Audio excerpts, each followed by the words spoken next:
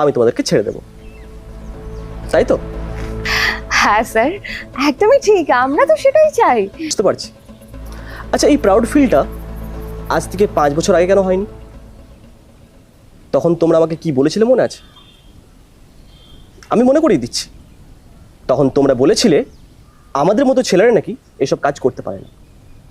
আমাদের মতো ছেলেরা তো গাড়ি পরিষ্কার করা, রাস্তা ধোয়া, চা দোকান করা এসবই করতে পারে।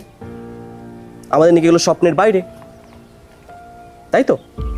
শোনো, তোমাদেরকে একটা কথা বলে রাখি, যদি কোনো মানুষ কিছু করতে চায় না, সে তার ইচ্ছে শক্তি দ্বারা আর পরিশ্রমের দ্বারা সব কিছু করতে পারে। আর আমিও ঠিক সেই জায়গাতেই আছি। আমি আমার ইচ্ছে শক্তি আর পরিশ্রমের দ্বারা আর আমি আমার মা বাবার আশীর্বাদে আজকে আমি এই জায়গায়। কিন্তু তোমরা সেটা বুঝবে না। আমি ভেবেছিলাম এত বছর পর হয়তো তোমরা চেঞ্জ হয়ে যাবে, কিন্তু না।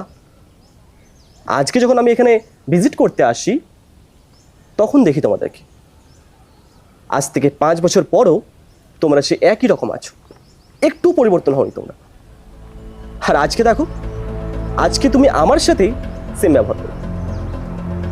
এই যে জমিটা তোমরা দখল করে রেখেছো না ইনলিগালি, এটা সরকার থেকে গরিবদের ঘরবাড়ি বানানোর জন্য দেওয়া হয়েছে, আর তোমরা সেটাকে ইনলিগাল ভাবে দখল করে রেখেছো। এর শাস্তি তোমাদেরকে পেতেই হবে, এতে আমার কিছু করার নেই।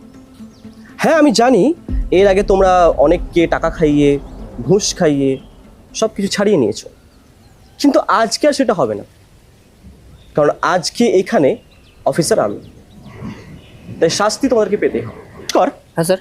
তুমি একটা কাজ করো, এক্ষুনি তুমি লোকাল থানায় খবর দাও। Okay sir. আর মহিলা কনস্টেবল টাকার ব্যবস্থা করো। Okay sir. স্যার প্লিজ এরকম করবেন না স্যার, আমার জীবনটা বরবাদ হয়ে যাবে। যে ভুলটা করেছো সেই ভুলের শাস্তি তোমাদেরকে পেতেই হবে।